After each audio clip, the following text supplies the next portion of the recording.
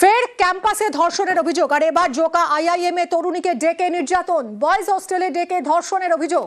হরিদেবপুর থানায় অভিযোগ দায়ের করেছেন তরুণী। অভিযুক্ত আইআইএম পড়ুয়াকে গ্রেফতার করেছে পুলিশ।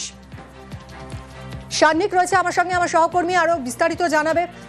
সান্নিক, তরুণীর কি অভিযোগ?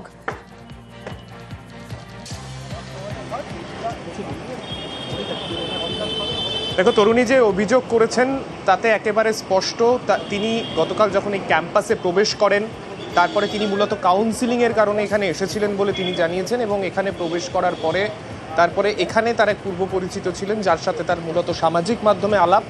তার সঙ্গে কথা বলার পরে সে তার হোস্টেলে তাকে ডাকে। তার হোস্টেলে যখন সে যায়, সেই তরুণী যখন তার হোস্টেলে যায়, সেই হোস্টেলে যাওয়ার পরে তার যেটা অভিযোগ যে সেখানে তাকে মাদকদ্রব্য মেশানো কোনো একটি তরল পানীয় খাওয়ানো হয়, যার পরে সে আচ্ছন্ন হয়ে পড়ে এবং তারপরেই তাকে জোর করে ধর্ষণ করা হয়। এই অভিযোগ যখন সামনে এসেছে, তারপরেই এই তরুণী সেখান থেকে যখন এই ঘটনা ঘটে, তারপর সেখান থেকে তরুণী বেরিয়ে প্রথমে সে ঠাকুরপুকুর থানায় যায়। ঠাকুরপুকুর থানায় গিয়ে সে যখন অভিযোগ দায়ের করতে যায়, তখন ঠাকুরপুকুর থানা থেকে জানানো হয় এই ক্যাম্পাস মূলত হরিদেবপুর থানার এলাকায় অন্তর্গত, তাই সেখানে গিয়ে অভিযোগ জানাতে তাকে বলা হয়। হরিদেবপুর থানায় যাওয়ার পরে সেখানে তার লিখিত অভিযোগ নথিভুক্ত করা হয় এবং তারপরেই গ্রেফতার করা হয় অভিযুক্তকে। সঙ্গে থাকো সান্নিক। জোকা আইআইএম এর হোস্টেলে ধর্ষণ, বয়েজ হোস্টেলে ঠান্ডা পানীয় দেওয়া হয় তরুণীকে, এরকমই অভিযোগ। তরুণী আচ্ছন্ন হয়ে গেলে ধর্ষণের অভিযোগ। আইআইএম এর দ্বিতীয় বর্ষের ছাত্রের বিরুদ্ধে এই অভিযোগ। জ্ঞান ফেরার পর পুলিশে অভিযোগ দায়ের করেছেন তরুণী। জোকা আইআইএম এ ধর্ষণের অভিযোগে শোরগোল পড়ে গেছে সোশ্যাল মিডিয়ায়। আলাপের পর পরামর্শের অছিলায় ক্যাম্পাসে ডেকে এই জঘন্য কীর্তি। ভিজিটার্স বুকে সই ছাড়াই কিভাবে বয়েজ হোস্টেলে বহিরাগত তরুণী? ভরা হোস্টেলে সিসি ক্যামেরার নজরদারি সত্ত্বেও কেন টের পেলেন না কেউ? কোথায় ছিলেন নিরাপত্তারক্ষী? উঠছে একগুচ্ছ প্রশ্ন। সান্নিক, এই যে প্রশ্নগুলো অত্যন্ত স্বাভাবিক। নিরাপত্তারক্ষী সেই সময় কোথায়? যদি বয়েজ হোস্টেল হয়ে থাকে তাহলে এই তরুণী কি করে নিরাপত্তারক্ষীর নজর এড়িয়ে প্রবেশ করলেন? ভিজিটার্স বুকে কেন নাম ছিল না? এই সমস্ত বিষয়গুলো কি এখন খতিয়ে দেখা হচ্ছে?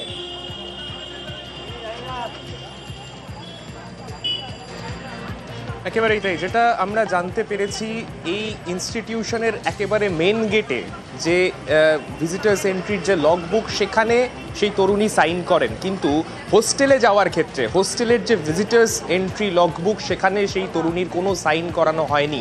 প্রশ্ন উঠছে এখানেই যে ঠিক কী কারণে সেই হোস্টেলে তাকে প্রবেশ করতে দেয়া হলো, কিংবা যারা সেখানে সেই সময় যারা প্রবেশ করেছিলেন তাদের ক্ষেত্রে কেন আলাদাভাবে কোনো রকমভাবে আলাদা করে কেন কোনো রকম জিজ্ঞাসাবাদ করা হলো না? কোনো নিরাপত্তার দায়িত্বে যারা ছিলেন তারা কেন বিষয়টা খতিয়ে দেখলেন না? এই প্রশ্নগুলো কিন্তু অবশ্যই উঠছে, কেননা আইআইএম সর্বভারতীয় ক্ষেত্রে যে কটি ইনস্টিটিউট রয়েছে তার প্রত্যেকটি হোস্টেলের ক্ষেত্রে যে গাইডলাইন রয়েছে, সেই গাইডলাইনে কিন্তু একেবারে স্পষ্ট যে এই হোস্টেলগুলোর ক্ষেত্রে ভেতরে কাউকে প্রবেশ করতে হলেও সে কমন এরিয়া পর্যন্ত অ্যাক্সেস করতে পারে। কোনো রকমভাবেই কারোর প্রাইভেট রুম, সেখানে কোনো বাইরের ভিজিটার প্রবেশ করানোর নিয়ম কিন্তু সেই অর্থে নেই। তাই এই বিষয়টাকে মাথায় রেখেই এখন প্রশ্ন উঠছে যে রুমে এই ঘটনা ঘটেছে বলে তরুণী অভিযোগ করেছেন, সেই রুম পর্যন্ত সেই তরুণী পৌঁছলেন সবার নজরদারি এড়িয়ে। কিভাবে তাকে সেখানে অভিযুক্ত তাকে নিয়ে প্রবেশ করালো, সেই প্রশ্ন কিন্তু উঠছে। অর্থাৎ নিরাপত্তার একটা ফাঁক, একটা গলদ রয়েছে, সেটা কিন্তু কার্যত স্পষ্ট।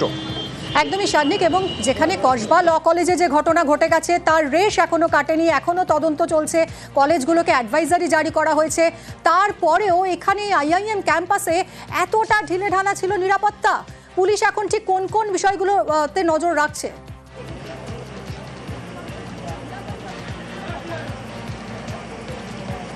দেখো, প্রাথমিকভাবে মূল অভিযুক্ত যে তাকে ইতিমধ্যেই গ্রেফতার করা সম্ভব হয়েছে, কর্ণাটকের বাসিন্দা পরমানন্দ বলে এক ছাত্র, যে দ্বিতীয় বর্ষের ছাত্র, তাকে ইতিমধ্যেই গ্রেফতার করা সম্ভব হয়েছে। পুলিশ আপাতত তাকে নিজের হেফাজতে নিয়ে যে বিষয়টা চেষ্টা করবে নজরে রাখার, যে এই গোটা ঘটনায় সে কি একা অভিযুক্ত, অর্থাৎ এই গোটা পরিকল্পনা এবং তার এক্সিকিউশন, এই গোটা পার্টে কি সে একাই ছিল নাকি তার সঙ্গে অন্য কেউ যুক্ত ছিল, কোনো নিরাপত্তা রক্ষী বা অন্য কেউ এই ঘটনার সঙ্গে যুক্ত কিনা, সেই বিষয়টাও কিন্তু পুলিশ খতিয়ে দেখার চেষ্টা করবে। সান্নিক, এই বয়েজ হোস্টেলে কি এই তরুণী যেভাবে অনায়াসে ঢুকে গেলেন, এর আগেও কি এই ধরনের মেয়েরা এই কলেজে মানে হোস্টেলে, বয়েজ হোস্টেলে ঢুকতে পারতেন নাকি ঢুকতেন, বা এরকম আড্ডা বসতো, কি জানা যাচ্ছে?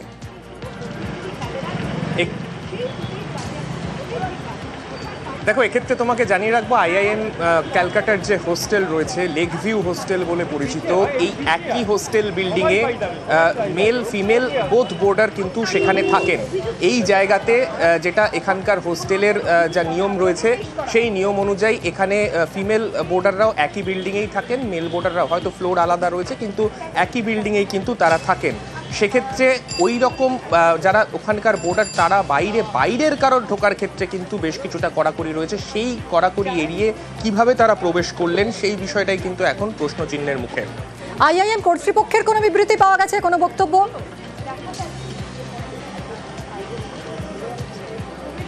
এখনো পর্যন্ত আইআইএম এর তরফে সরকারিভাবে কোনো বিবৃতি জারি করা বা কোনো রকম প্রতিক্রিয়া দেওয়া কিন্তু এখনো পর্যন্ত হয়নি।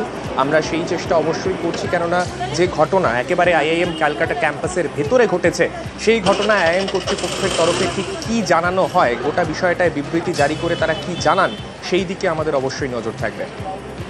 যাকে গ্রেফতার করা হয়েছে তার সহপাঠীরা কি বলছে, তাদের কি প্রতিক্রিয়া?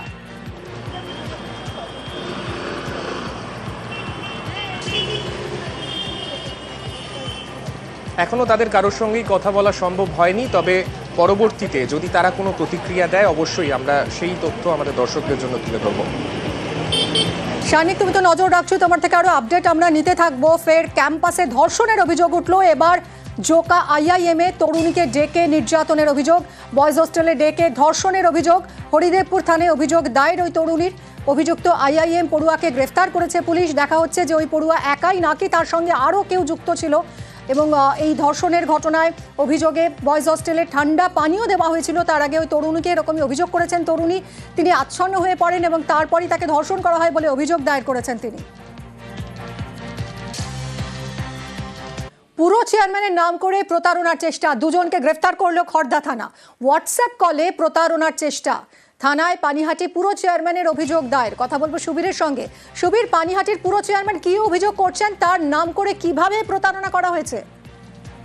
দেখো, পানিহাটি পৌরসভার চেয়ারম্যান সোমনাথ দে তার নাম করে একটি হোয়াটসঅ্যাপ কল করে সেই নাম্বার থেকে কলকাতা পুরসভার 12 নম্বর বড় চেয়ারম্যান সুশান্ত ঘোষের কাছে ফোন যায় এবং তাকে বলা হয় যে সোমনাথ দে বলছি, আমার কাছে 20 একর জমি আছে, দুজন মিলে চলুন একসাথে সেখানে ডেভেলপমেন্টের ব্যবসা করি, এমনটাই কিন্তু ফোন যায়। কিন্তু সেই ফোন যাওয়াতেই কিন্তু সেই সুশান্ত ঘোষের সন্দেহ হয় এবং তিনি কিন্তু পুরো বিষয়টি বারাকপুরের সাংসদ পার্থ ভৌমিককে বিষয়টি জানান এবং জানানোর পরে তারপর কিন্তু পার্থ ভৌমিকের সঙ্গে চেয়ারম্যান সোমনাথদের কথা হয় এবং সেই জায়গা থেকে কিন্তু যখন দেখতে পায় যে নাম্বারটি থেকে হোয়াটসঅ্যাপ কল গেছিল, সেই নাম্বারটি আদতে পুরো চেয়ারম্যান যিনি রয়েছেন সোমনাথদের তার কিন্তু নয়, কিন্তু তার যে নাম্বার থেকে ফোন গেছিল সেই নাম্বারের হোয়াটসঅ্যাপের যে ডিপি, সেই ডিপিতে কিন্তু সোমনাথদের চেয়ারম্যানের ছবি রয়েছে এবং সেই জায়গা থেকে সন্দেহ হয় যে একটা বড় একটা সাইবার প্রতারণার শিকার তিনি হয়েছেন এবং সেই জায়গা থেকে ইতিমধ্যে খড়দা থানাতে অভিযোগ তিনি দায়ের করেন গতকাল এবং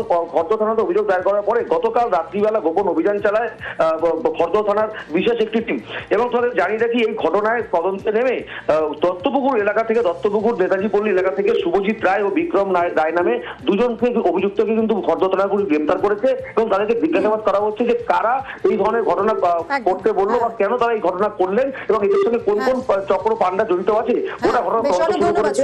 ধন্যবাদ। আপনিও পার্থ ভৌমিক আমাদের সকলের প্রিয় সাংসদ, তিনি আমাকে ফোন করে বললো যে এরকম তোর নাম ব্যবহার করে, তোর ছবি ব্যবহার করে বড় চেয়ারম্যান সুশান্ত ঘোষকে ফোন করছে, তুই ইমিডিয়েটলি এটা দেখে থানায় ডায়েরি কর। সঙ্গে সঙ্গে আমি দেখলাম এবং নাম্বারটাকে হোয়াটসঅ্যাপ কলে আমি দেখে নিলাম, দেখলাম যে হ্যাঁ সত্যি আমার নাম্বার, মানে অন্য লোকের নাম্বার আমার ছবি ডিপি ব্যবহার করছে। সঙ্গে সঙ্গে আমি খড়দা থানার আইসি সাহেবের সাথে কথা বলি এবং লিখিতভাবে আইসি সাহেব এবং সিপি সাহেবকে আমি জানাই যে ইমিডিয়েটলি এটার ব্যবস্থা গ্রহণ করবার জন্য, কারণ এটা নিয়ে আমরা সত্যি একটা ভীত সন্ত্রস্ত। অতএব সেক্ষেত্রে দাঁড়িয়ে আমি পুলিশ প্রশাসনের কাছে অনুরোধ করব, আপনারা সত্যিটা উদ্ঘাটন করে মানুষের কাছে নিয়ে আসুন।